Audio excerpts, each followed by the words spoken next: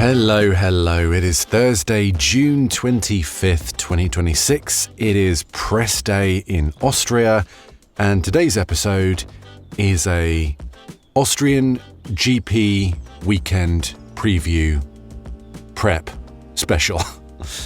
I think there was too many words there. So we're going to talk about everything you need to know, we need to know about the Austrian Grand Prix. Any latest news that's relevant for this weekend up until, 8:06 a.m. right now as I record this, US East Coast time. And we'll see what we need to know in order to get the most out of this weekend from a viewing perspective. So let's kick off. Let's go through some basics of Austria. So it's not an especially long track. It's 4.3 kilometers long. There's going to be 71 laps. It's a fairly quick pit stop. It's about 20 seconds. So that could open the door to more pit stops. Almost always, more pit stops equals better race. Because so many more strategic permutations. And I'm all about strategic permutations. I always think that makes it a more exciting race. That's why I'm a big fan of Karun Chandhok's rule change, basically saying you have to use all three dry tyres in a race if it's a dry race. And I'm all for that because that guarantees a minimum of 2 pit stops per car. So immediately, much more exciting. Yes, that creates a bigger headache in terms of tyre allocation throughout the whole weekend, but I'm sure the teams can figure it out. Anyway, it's 71 laps of the race. Let's talk about the track characteristics. It's relatively low traction, the track surface, medium sort of braking intensity. Yeah, you've got the tight turn 1 and turn 3 and 4. The other turns tend to be a little more medium speed, which can be a little more stressful on the tyres, of course, because you're going at a faster rate. It's a sort of medium abrasion of the surface of the track. So we could see multiple pit stops, especially as they're using the softest dry tyres in the range. C3 for the hard, C4 for the medium, C5 for the soft. So obviously the softer you go, generally speaking, the more you wear them out, and the more frequently you need to change them, or you have to push them less, that's pretty much the basics of the track, right, and the cars. And we'll talk about upgrades in a minute, but those are the basics for the Spielberg race in Austria. Now it is hot, and as predicted yesterday, they have actually put out a heat advisory, which means that all the drivers have to have either the cooling vest and all the gubbins that goes alongside it, or if they choose not to wear it, they have to have ballast added that equals that same weight added to the car. So every car essentially has that either in weight or in cooling vest. So I can't imagine many drivers will choose the weight option. The benefit of the weight option, of course, is that you can place it essentially where you want, right? It gives you a slight better weight distribution option. But the fact that the driver is more comfortable in an extremely challenging race, potentially that is more advantageous than a bit of slightly better weight distribution. I think that depends on whether you're an engineer versus a driver or a team manager. But good decision making is obviously a crucial part of Formula One, so let's not play that down. We're going to have a bunch of rookies coming in FP1. So let's run through what we know so far. I think we have 6 rookies replacing the regular drivers in FP1. So first off, we have Dino Beganovic. He is currently racing in F2. He's going to be replacing Charles Leclerc in the Ferrari. Now, everyone knows this track. Everyone's very familiar with this track. Of course, they race in F2 here, so even the drivers that, well, there's only one rookie this year in Arvid, but even the drivers with less experience have experience here, so it makes it a good place to do it. Obviously, lots of data from the past in terms of history at the track, albeit in very different machinery. So yeah, Dino Beganovic stepping in for Charles Leclerc. Then Aston Martin, Jack Crawford is stepping in to replace Lance Stroll. And then at Racing Bulls, Ayuma Iwasa is replacing Liam Lawson. Ryu Hirokara is driving the Haas and replacing Esteban Ocon. And Paul Aron is driving the Audi. Now, Paul Aron is actually Alpine's reserve driver, but he has an arrangement with Audi where he can also drive the Audi. And he's replacing Gabriel Bortoleto. And then finally, Luke Browning, Williams' reserve driver, is replacing Carlos Sainz. So those are the big changes in FP1. Now you'll notice that McLaren aren't replacing anyone in FP1, and I think I can predict why that is, and that is that they are testing this Macarena wing, the rotating rear wing. They're bringing that to the track this weekend. So they're probably doing that over multiple FP sessions. But that wouldn't be something probably ideally done with a rookie, right? You want to have the driver feedback and the consistency of your regular drivers, right, to test something as major as that. Having said that, Beganovic is coming in the Ferrari, and we're going to be talking about potential upgrades or actual upgrades for them too. So as we're into the European season, as I mentioned yesterday, so many upgrades for both the car and the power unit. So it's sort of inevitable that wherever you go at this time of the season, you're going to have upgrades. They come thick and fast. And it is only one session. Let's remember that. So yeah, we got some rookies on the grid for the FP1 session, so that's always fun to see them. Speaking of the Ferrari upgrade, let's get some quotes, because as expected, they are actually, Ferrari that is, upgrading their power unit this weekend. And judging by the quotes, it doesn't seem like it's a particularly big upgrade. Now, if you remember with the ADOO system, every time you use one of your tokens, you can upgrade a whole bunch of parts of the power unit unrestrictedly. The amount of parts, they list areas where you can upgrade, and that's basically all of it. And you do it in like one step. However, Ferrari haven't taken a major step. I wonder if this is more of a test, because they've got 2 upgrade opportunities this year. I wonder if this is a preparatory upgrade to test what benefits them for their next upgrade, if you see what I mean.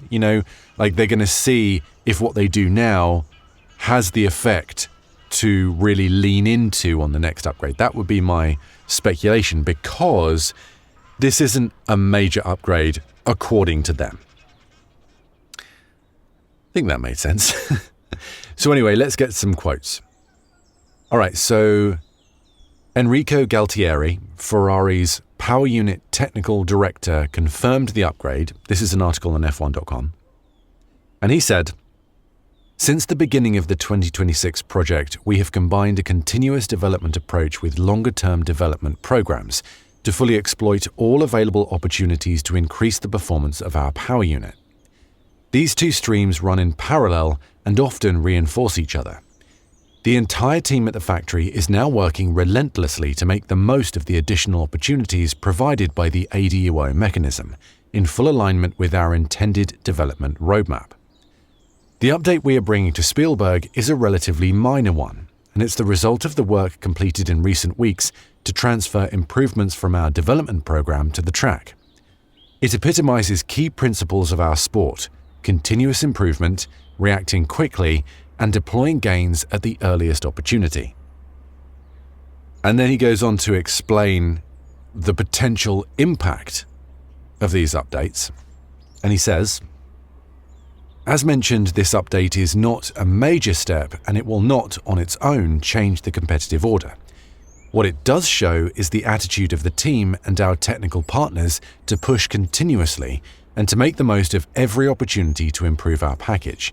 In a championship as competitive as this one, it is unrealistic to expect a single update to transform the overall picture, especially under the current homologation and development constraints. Performance is built progressively, not only through hardware changes, but also through how effectively you optimize the package race by race. Okay, lots there to dig into. First things first that jumped out to me is that their approach is, okay, anything we can do to improve the car, let's stick it on immediately. There's none of this Aston Martin, let's build and store these updates to do in one fell swoop so that we can make a big step each time. It is, for the Ferrari, constant iteration, constant improvement. Okay, we see something that's going to benefit it, stick it on, go. And that seems like they're not hanging around with this ADUO. Now, judging by that, it seems like they're seeing clear opportunities to increase their power unit, and rather than waiting until they can take a bigger step, they're seizing that advantage now. So they don't actually say what that is, and I would be intrigued to see if there are going to be changes to the turbo, given the fact that they are reportedly running a smaller turbo this year, and the potential effect of that on the Austrian Grand Prix, particularly with the heat and the altitude. But that aside, their approach seems to be grabbing every 10th, 100th of performance possible. And it makes sense. They are in a fight with Mercedes for a potential championship win, either as a constructor or with the Drivers' Championship. So they aren't taking a cautious approach, which I quite like. You know, the danger of saving up upgrades and doing it in big chunks, as we've talked about before, as Aston Martin are reportedly doing, is that when you do bring the update, if there are issues and you've updated a whole bunch of different areas, there's the potential for you to mask what those issues actually are and confuse yourself with the data. Because, you know, the scientific method, of course, is change one thing at a time, measure the results, right? And see, did that make it better? Did that make it worse? And then if it made it worse, why? And at least you know the area where you need to focus. So it makes a lot of sense to do this gradual approach of update where you can, just so that you can at least employ that method of fully understanding what is actually changing. And of course, strategically, you just want every bit of performance at all times. So, you know, I guess I'm talking myself around to why they would do this. For me, obviously, my instinct is, okay, you've got 2 opportunities to upgrade the power unit. You might as well do as big an update each time as you can. But then do you even know that those upgrades are going to have the effect that you expect? So, you know, I can absolutely understand both strategies, you know, and I think when you're probably fighting at the sharp end, this makes more sense, right? To be like, grab every bit of performance you can, whenever you can, because you don't know when you're going to get this opportunity again. We saw that with BMW back in the day, you know, years and years, like, was it 2008, where they basically abandoned 2008 thinking they were going to cash in all their chips in 2009, and out the blue, Braun came in 2009 and pulled the rug out from everyone. And they potentially could have won the championship that year with Kubica in 2008. So I think a lot of teams learned a lesson there. You know, don't look a gift horse in the mouth. You know, if you have an opportunity to win a title, you take that opportunity. And, you know, we saw that with McLaren last year. They were really, I mean, they finished the constructors head and shoulders above everyone else. It didn't make any sense for them to stop developing that 2025 car, knowing that they had this big regulation change, because, yeah, maybe they're paying a bit of a price now, but they got the Drivers' Championship. They got the Constructors' Championship. There was absolutely no guarantee that with this big regulation change, they would still be at the top, and thus has been proven. And I don't think that was the work of the last couple of months of the season, Mercedes were clearly going to be dominant. So they seized their opportunity is what I'm trying to say. Anyway, that was a long explanation for the fact that, yeah, Ferrari are doing that. And this feet on the ground, I don't want to say pragmatic, because when you're developing a power unit, everything has to be pragmatic, right? But this whole vibe in Ferrari this year seems so different from the somewhat chaotic, heart on sleeve, all or nothing approach of the past. And I wonder if this is the Fred Vasseur effect, fully coming into the team. You know, it's taken a few years to change the culture, obviously a brand new car. I wonder if we're only now seeing the Fred Vasseur effect, you know, fully materialize in the team as a whole. So interesting times at Ferrari. Speaking of Ferrari, they have announced that Carlo Santi, Lewis's temporary race engineer, seems like he's going to be Lewis's permanent race engineer. And honestly, why wouldn't you? I mean, after Barcelona, seems like a pretty slam dunk decision, right? Why would you change that up? Carlo Santi, known now as the Italian Bono, was clear on the radio, good communication, was fast, no hanging around, no tea breaks. Clearly appreciated by Lewis. So this is all systems go at Ferrari. Updates, wins, positivity, contained but channeled emotion. They got some work to build up Leclerc a little bit here. But otherwise, all systems go with Ferrari. Now, as the Tifosi know, there's always a rake waiting to be trodden on, you know, at Ferrari. So let's not get too enthusiastic just now. All things could be going wonderfully. They could qualify on pole in Austria, and then some disastrous strategic call could come in.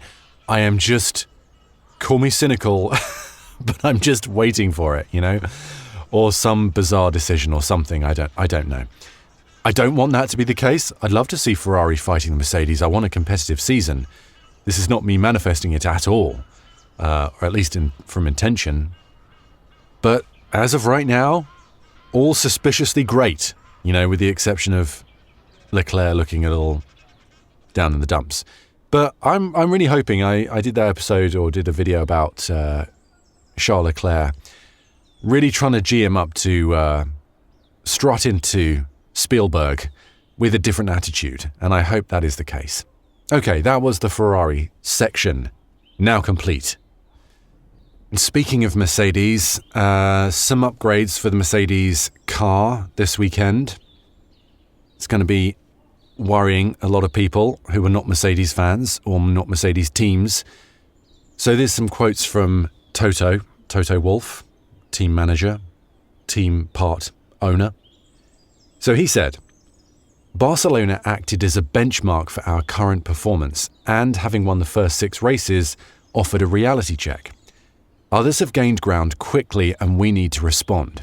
We are in a fight for both championships, but must improve if we want to come out on top the end of the season. Our Achilles heel so far has been reliability.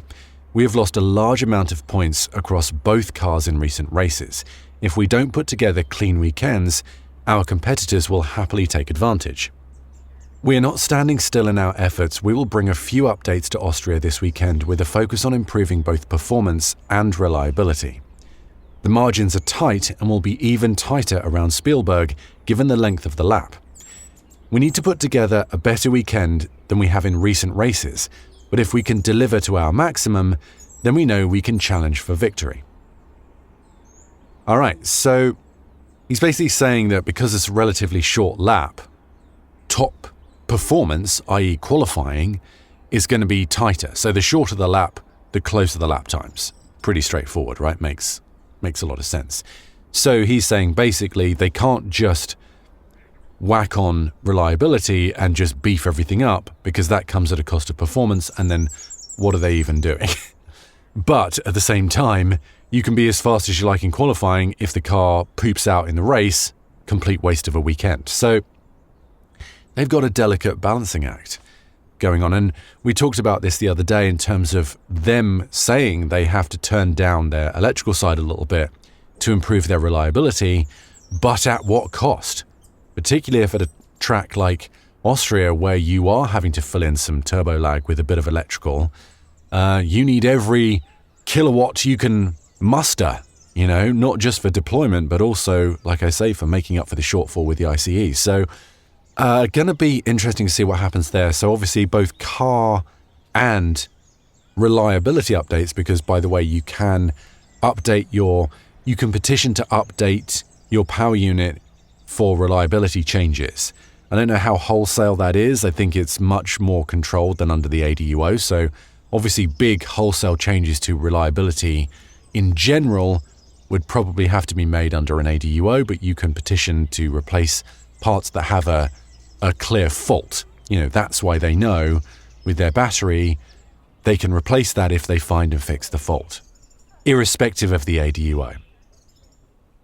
So yeah, that's not really telling us a great deal here, but they're going to make updates. I mean, surprise, surprise. But they did lose a lot of points with Kimi last weekend. Yes, George was on the podium, finished P2, so he got, 18 points. So, not to be sniffed at, but that was an 18-point haul total from the weekend for Mercedes, which is a relatively low number, Let's look at the standings right now for the teams. Mercedes on 262, Ferrari on 190. So they're, 72 points ahead. That's not bad, by round 6. Ferrari, as I said, on 190. McLaren, 141. Red Bull all the way down in 89. So it's very much a top 3, I would say. Red Bull are not chasing a constructors title win this year. Red Bull aren't too far off McLaren, I suppose, but they're over 100 points off Ferrari. So already, and of course miles away from Mercedes. So anyway, Mercedes cannot rest on their laurels, as they know. And I would hazard a guess that they would lean more into reliability than performance, because they're not necessarily going to lose the championship by losing a little bit of performance, but they absolutely will through reliability. And they do have an ADUO coming up. I don't think they're necessarily going to be introducing it right now, but they have one ADUO and Ferrari has 2. McLaren has 1 because they're using the Mercedes power unit. They get the benefit of the Mercedes one, right? Red Bull has none. And that's it, right? So that's the top. So there's definitely going to be, as I've mentioned before, swings back and forth in performance between the Ferrari and the Mercedes-powered cars. And, Red Bull, what on earth is going on there? Anyway, that was an Austria update. Lots of actual power unit updates and car updates. FP1 driver changes. Some news at Ferrari, facts about Austria, the Spielberg track, the Österreich Ring, whatever it's called these days, Red Bull Ring. And I'll be back tomorrow. Probably if I'm recording it this time, it will be FP1. FP1 will be happening. I might delay it tomorrow so we get some actual response to some on-track action, because it makes sense.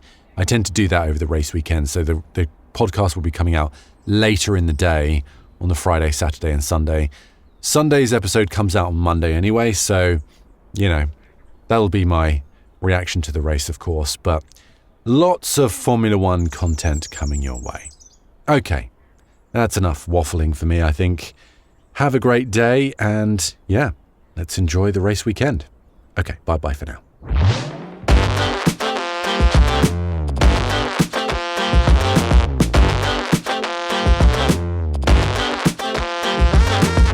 I've been your host, Jamie Muffett. You can find me on social media for more of this rambling nonsense under my name or F1_Jamie.